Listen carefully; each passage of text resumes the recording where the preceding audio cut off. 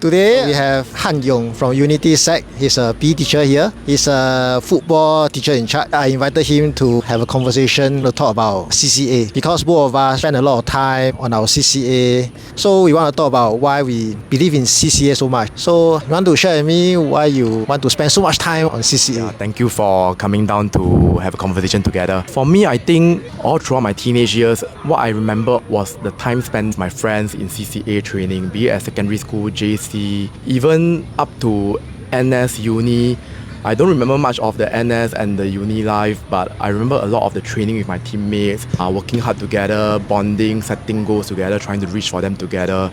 And it is through this experience that I find a lot of learning and a lot of character development took place that led me to become who I am today. We learn how to work with each other, we learn how to solve problems together, we learn how to set goals together and chase the goals together, we learn how to have discipline and work hard together. That has shaped me and my teammates into the adults that we are.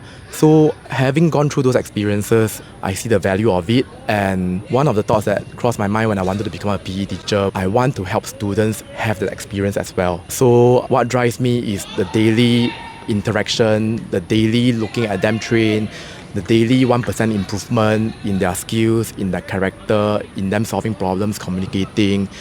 It's very gratifying for me to watch it happen. Last time I was a badminton player. I did not have opportunity to represent the schools in competition, but I was lucky because my father brought me to learn badminton from an external club. So I had some extra training, and there was not much training in schools. We don't even have coaches. So I was the only one in the whole badminton club in my school that actually have proper training. When I was secondary 4, right, a new teacher in charge decided to register us for the inter-school games. That was the first time I represent my school in badminton. I vividly remember one of the matches. It was against a very popular school. I thought I should lose. And I won the game. And then the teacher in charge from that school, right, came to me and congratulated me. And then he told me, "Oh, congratulations, you won. He's our best singers in our school." When I heard that, right, I was very shocked, I thought I just played somebody who was not very strong. After that competition, I realized nobody has more talent than anybody else. I'm just like any one of them. So after that, I told myself, if I put in more effort in studies, if I put in more effort in anything, I would just be like those students who appear to be very talented. So I just worked very hard, and then not bad, I could do well in O-levels, and I could go to a JC. And in my JC, the badminton teacher was very committed to the CCA. She spent a lot of time having extra training, even in the holidays. And that's when I start to see myself improving a lot. Actually, all our students are the same. It's just whether they have the opportunity or not. Yeah, I have very similar experience. Over my time in CCA, especially in sports CCA, I have noticed that actually at every age group, at every level of competition, the abilities are actually very similar. Those who are much better is because they have had more training, either in their personal life or their teachers or coaches have put them through more hours. So having seen that pattern and also having experienced it, because for example, when I was in JC, part of the football team, there were a few of us who were very good friends. Every day after school, we are either training or playing. Of course, at that age, a lot of our friends were turning 18. They are concerned with, now they are 18, can go drinking, want to go and go to club. But me and my friends, the few of us, we were playing every day. And because of that, the few of us, we improved very quickly. And then I realized that so many times we look at people who are very good players, then we say, they are very talented, they are very gifted. But actually, when you watch documentaries of Kobe Bryant, Michael Jordan, Messi, Ronaldo, Neymar, it's always the same. In their childhood years, they were extremely hardworking. But of course, we have the impression, because we only see them perform in the game, then we think they perform better than other pros. They are talented, they are gifted. But the truth that I have learned is that it's who is willing to put in more hard work, more hours. And if can we do that together as a team, then that is when we can really make a lot of strides in the performance, in improvement. And not only that, a byproduct of that is we become really good friends. We know how to work with others better. Now I know how to work hard when I have this narrow football goal, for example. One day, if I want to achieve in other areas, maybe my academics, maybe my relationships, I know what's the way to achieve that, which is the same formula. A lot of discipline, a lot of persistence, a lot of hard work, a lot of working with others, seeking help. So I think that's the beauty of spending more time in CCA, because without that time, that process will not happen. That transformation, that learning will not happen. I recently read a book. The book title is called Outliers, talking about people who are very good at sports or people who are very good at their business, like Bill Gates. So they were saying about in Canada, people who are very good at hockey, right? They go and find out when is their birthday. And surprisingly, right, most people who are doing very well in hockey, they are actually born in January or February. What the book trying to say is not because they're born in that period, that's why they are more talented, but because when they are younger, right? Imagine you are primary 5, you are born in January. So when you play hockey with the same age group who are born in the later part of the year, right? You grow a lot more than the other teammates. When you are born earlier in January, it looks like you are more talented. But not because you are more talented, but because you are more developed physically. When the coach compare them at 10 or 11 years old, right? The coach think that, this group of people are more talented than the others. So the coach will put these people in the school team. And because they are in the school team, right, they have more trainings. The others, maybe they are like recreational players, they only train maybe once or twice a week. But these school team players, they train like 4 or 5 times a week. And because they train more, they improve even more. When they become 13, 14 years old, compared to the peers, right, they are way better. The people in secondary school, they will think, these students are the one that is really talented because they are way better than the other players. When people see these people as talented, they put them in combined school or even national youth team. So the thing is, sometimes there are one big group of students we tend to neglect because we see them not talented. We put them in the recreational group. Then we think that they are not interested. Then when we ask them, they say, I just play for fun. When I was in secondary 1, when people ask me, I wouldn't dare to say I want to be national team or I want to represent school. My badminton club, there are people who train since very young when they were in primary schools. And then when they reach secondary 1, right, they're so good already. And I only start learning badminton in set 1. When I look at them, I was like, I don't dare to play with them. It's very scary. They're so good. So naturally, those people will have more opportunity to represent the club. And then the coach will come and tell us, you look at these people, they represent the combined school, These people in schools, they train 3 times, then they go combined school training and train another 3 more times. And plus club training, they train 8 times a week, So the coach trying to use all this as example to inspire us. But in my mind, right, I was thinking, I also want to train 8 times, but I don't have the opportunity to train 8 times. I want to be like them, but I don't have the opportunity to be like them. Although you are trying to inspire me, but I could not be inspired because I can never be like them without the extra trainings.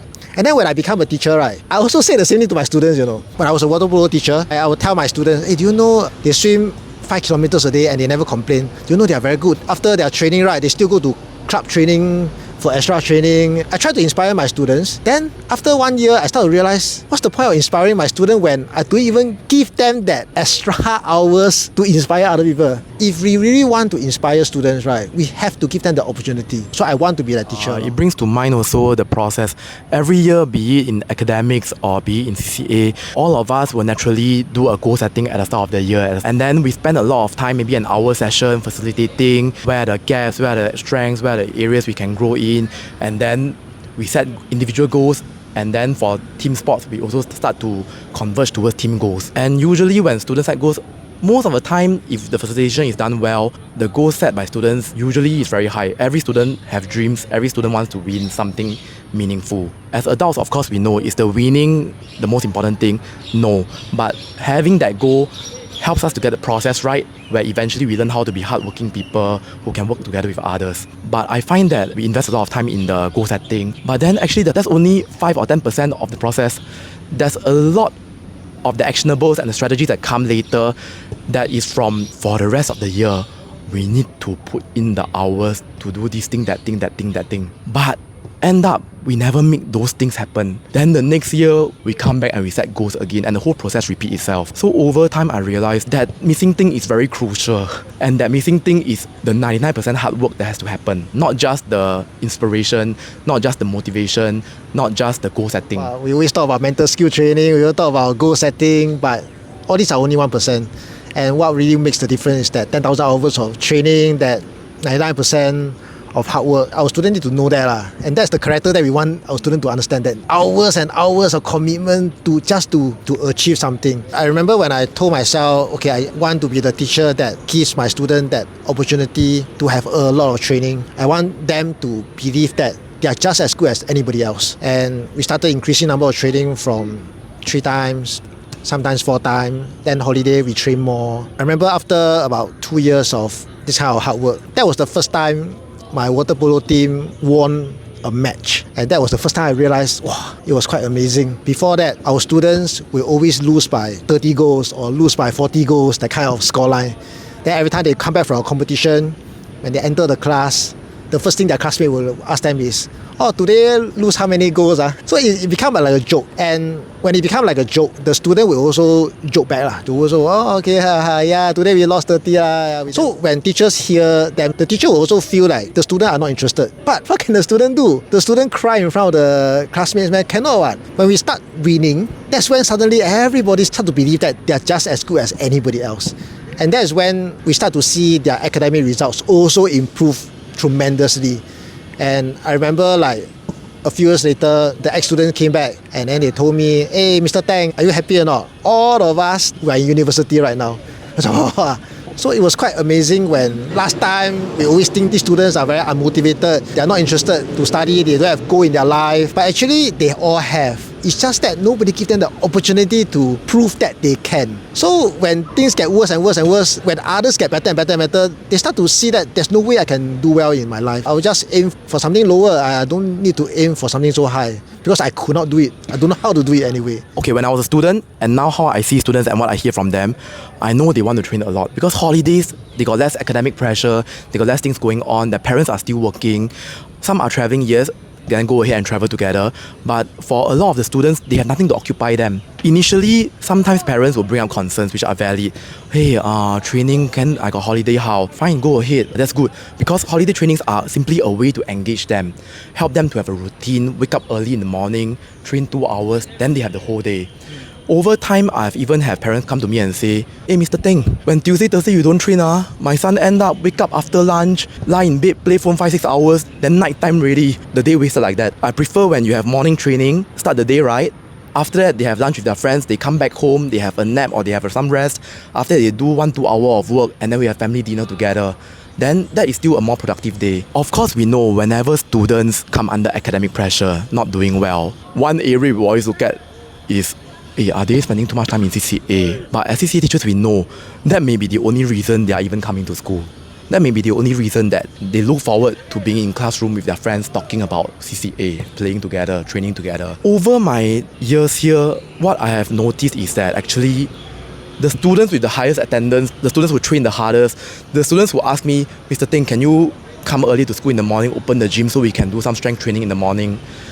End up, these are the students who actually do the best academically. Whereas the students that struggle academically, but even when we exclude or remove them from CCA or we reduce CCA for them, they don't use the extra time to spend on the academics. I don't see that happening. Whenever the academics suffer, we know we'll try every means and ways to reduce all the other things and free up the time for them. But I think it's not very effective. Yeah, I also agree with you that when I increase my number of trainings in my water polo CCA, the results in their studies also improve. Sometimes it's not easy to understand, but actually if you think about it from their perspective, right, it's actually not difficult to understand because once I increase number of training, right, I see myself improving, I develop that discipline, that wake up, do something, train hard, then I see results. Imagine every day, every week you see yourself improving. You start to develop this growth mindset that as long as I work hard, I will see result. But if you only train once a week, you may not see improvement for months.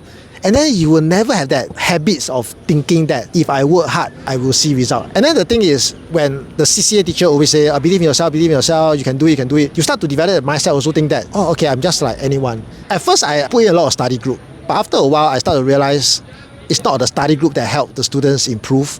It is the daily training, the mindset that we develop in the students that if you work every day, you will improve. That makes them want to study very hard. I fully agree. What came to my mind is, for example, I bring up the context of my school team.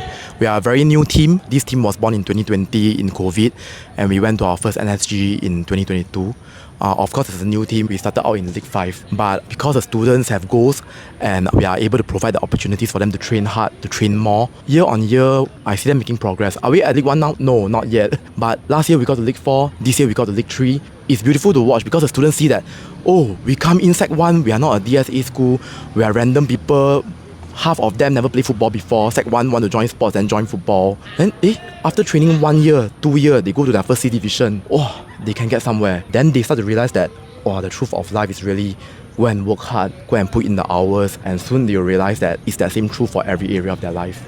Yeah, so I think if we have the capacity to, we need to provide these opportunities for students. Yeah, because they do want to train. They don't want a break, I guarantee you. Yeah, and not only that, I benefit also. Last time as a BT, holiday, don't train much, not much to do, very aimless, and I find that end up I become very unproductive. I really just watch Netflix the whole day. But when I start to have daily morning training session with them, after that we end. Then after that I'm lunch with my wife. Then I start to have my afternoon tea with this friend I want to meet. Then dinner with my family. Then I feel that I accomplish more. Even outside of work, I accomplish more in my relationships because now my day has more routine, more structure. And then hopefully also I role model this way of life for my child. When he learns what are the ways, what are the good habits, hopefully he see that I'm a role model to him. I think when we help students develop good habits, we ourselves also developing good habits. When we help students to believe in themselves, we also start to believe in ourselves. And when we help them to develop the joy of learning, we also develop the joy of teaching. So I think it is a winning for all of us. That's why we're so passionate in CCA, right? Okay, thank you so much for the conversation today. Thank you.